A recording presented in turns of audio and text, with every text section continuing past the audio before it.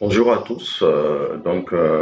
Nous sommes réunis aujourd'hui dans le cadre du renforcement des capacités des cadres nationaux, notamment sur le traitement et l'analyse de données avec CSPRO. Ce tutoriel fait pour vous accompagner et que vous puissiez travailler en autonomie même après cette formation. Donc, euh, comme on l'entend de mon introduction, je vous disais que dans l'analyse classique, dans la conception classique des questionnaires, nous avons très généralement des observations statistiques. De ces observations, dans le passé, on faisait un questionnaire papier, ensuite on fait la saisie, et ensuite on fait notre base de données, ensuite on va extraire les données pour les traiter, et ensuite on passe à l'analyse des données. Mais l'analyse d'actualité, maintenant, les nouvelles méthodes prônent plus un questionnaire électronique, c'est-à-dire de la saisie de la collecte, on passe directement à la base de données. Donc, au même moment que les enquêteurs sont en train de collecter les données, en même temps, on conçoit la base de données. Donc, CSPRO fait partie de ce genre de logiciel. À côté de CSPRO, vous avez Kobo Collect, vous avez ODK, etc. Donc, tous ces logiciels nous permettent aujourd'hui, en même temps qu'on fait la collecte, on conçoit automatiquement la base de données. Donc, on coupe ce lien de saisie et on économise aussi les papiers. Dans le cadre de cette formation avec CSPRO, nous allons voir comment on installe et on démarre CSPRO, et aussi la définition du dictionnaire des variables en CSPRO, la définition des variables, la définition des modalités des variables alphanumériques, et aussi la génération de masques de saisie, la définition des questions CAPI, la définition des logiques de contrôle de saisie, également la pratique de saisie avec CSPRO, l'exportation des données de CSPRO vers d'autres logiciels statistiques. Maintenant, il faut savoir que CSPRO est une suite de logiciels pour le traitement des données de recensement, également des enquêtes, qui comprend des modules de collecte, d'appurement, de tabulation et également de différentes données, de différentes diffusions de données. Donc, il faut savoir également que CSPRO a une longue histoire. Il a été publié en 2000 et depuis ce temps, il a été utilisé dans plus de 100 pays dans le monde. C'est un logiciel qui a été utilisé pour des recensements un peu partout dans le monde, ainsi que dans de nombreuses enquêtes auprès des ménages. Notamment, si vous vous rappelez de l'enquête démographique et de santé de l'USAID, l'enquête en CRAP, à indicateurs multiples. Et la première version a été publiée en 2014 et CSPRO est utilisé dans la production d'enquêtes auprès des ménages et de recensement de la population dans plusieurs pays. Okay.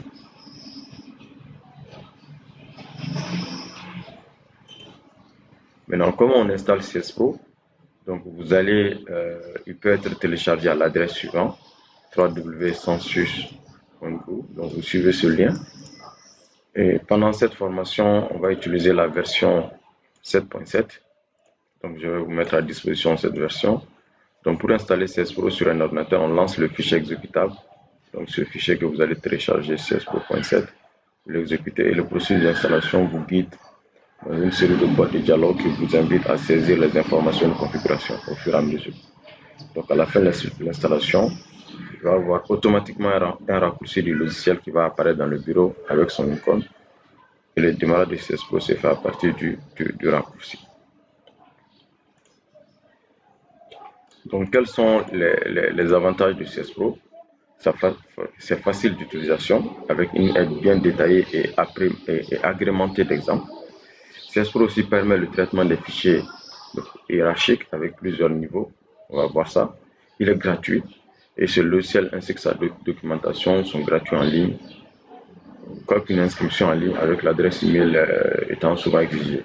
Il est complet également. Il propose tous les contrôles et corrections relatifs à la saisie et aux phases postérieures à la saisie, notamment tout ce qui est redressement, tabulation des données, etc. D'accord. Donc, sans plus tarder, donc, je vous mettrai à disposition cette présentation à la fin de la formation pour vous accompagner vraiment à pouvoir vous débrouiller. Après cette phase théorique, nous allons passer maintenant à l'utilisation de l'application proprement dite. Après l'installation, vous allez voir que CSPro 7.7 va créer un raccourci sur votre bureau. Il suffit juste de venir double-cliquer sur le raccourci et vous allez avoir cette fenêtre-là. Ici, c'est vraiment les applications que moi j'avais faites dans le passé qui va apparaître ici. Comme je l'ai mentionné dans le sommaire, donc le premier élément dans CSPro, c'est vraiment de pouvoir définir un dictionnaire. Donc, dès que vous rentrez dans CSPro, la première chose à faire, c'est de définir votre dictionnaire. Donc, pour définir votre dictionnaire, on va cocher Create a new application. Et après, on fait OK. Donc, dans CSPro, vous avez beaucoup d'applications. Donc, notre première application, on va l'appeler Data Entry.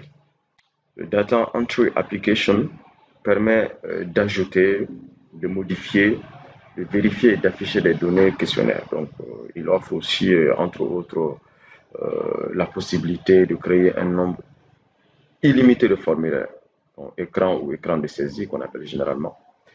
Il permet aussi le Data Entry ici. Il nous permet également de créer des contrôles de cohérence. Donc, on verra ça plus loin. Il nous permet également l'affichage des messages définis à l'utilisateur au cours de la saisie. Donc, les messages qui vont apparaître au cours de la saisie. Il nous permet également de lire et écrire dans des fichiers secondaires. On va voir. Il permet également d'éviter de saisir plusieurs fois les mêmes informations. Okay? Et aussi, plus tard, nous allons voir que le data entry là nous permet aussi de produire des statistiques de l'opérateur data entry. Maintenant, donc, ce qui concerne le data entry et le CAPI data entry application, donc, vont finalement ensemble. Et la troisième application que nous avons, c'est le Batch Edit Application. Donc, le Batch Edit Application, il permet vraiment d'identifier et de signaler très généralement ce qu'on appelle la structure, la structure, la valeur et les erreurs de cohérence dans les données du questionnaire. Quelles peuvent être les erreurs de cohérence?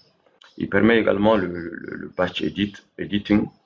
Il nous permet également de produire de façon sommaire ou des rapports détaillés des erreurs et des corrections qu'on va mettre. Et plusieurs fichiers de consultation de l'accès aussi. Il permet aussi de lire et écrire dans les fichiers secondaires qu'on verra plus loin. En ce qui concerne maintenant la tabulation, elle permet de définir et de sélectionner l'ensemble des variables qu'on va totaliser. Il permet également de sélectionner l'univers de la totalisation également. Il permet également de faire les tableaux de format pour l'affichage et l'impression. Produire les tableaux également par zone géographique et aussi les cartes de résultats par zone géographique. Donc ça, c'est un peu le rôle de la tabulation.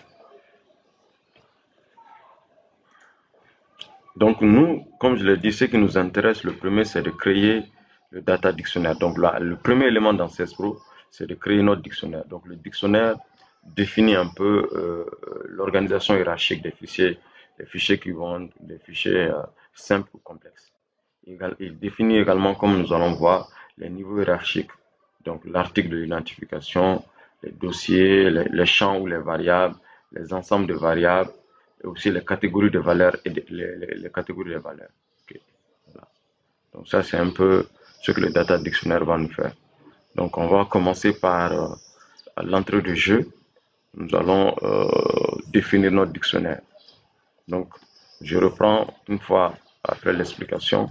Si vous double-cliquez sur CS Pro, la première des choses à faire, c'est de créer une application, une new application. Vous mettez OK. Ensuite, vous venez dans Order, vous cliquez sur Data Dictionary. Donc, le dictionnaire, c'est vraiment ce qui nous permet de définir les niveaux hiérarchiques. D'accord, les niveaux hiérarchiques. Donc, on va cliquer sur OK pour créer notre dictionnaire. Donc, je vous conseille d'aller sur peut-être votre bureau, pour créer un nouveau dossier. Donc, vous cliquez, vous pouvez défiler. On va cliquer sur nouveau dossier. Sur notre bureau, on va l'appeler Tuto. Moi, je vais appeler Tuto Formation DNP. Et vous allez l'enregistrer. Vous allez ouvrir le dossier. On va le nommer dictionnaire. Dictionnaire. OK.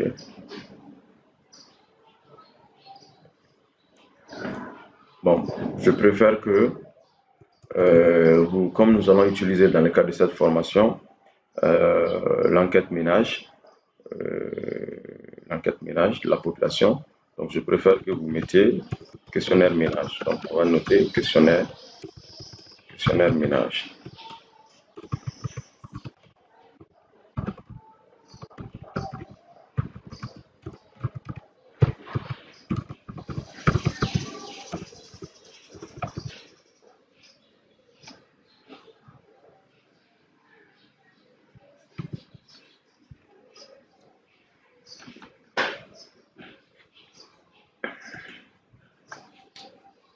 Donc, pour reprendre une dernière fois, pour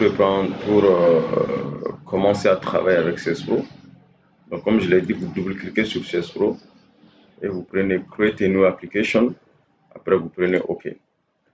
Vous allez dans Order, Data Dictionary, mettez OK. Donc, il va nous demander de choisir un endroit où nous allons mettre notre dictionnaire. Donc, je vous conseille d'aller par exemple sur votre bureau. On va aller sur bureau. Moi je vais aller dans document, nouveau dossier que je vais appeler tuto CS Pro -8 DNP. Je vais ouvrir ce dossier. Comme nous allons utiliser le questionnaire ménage, donc on va l'appeler notre dictionnaire questionnaire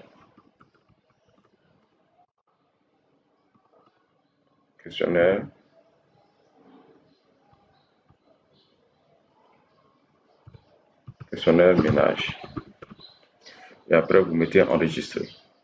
Donc, le questionnaire va automatiquement s'enregistrer.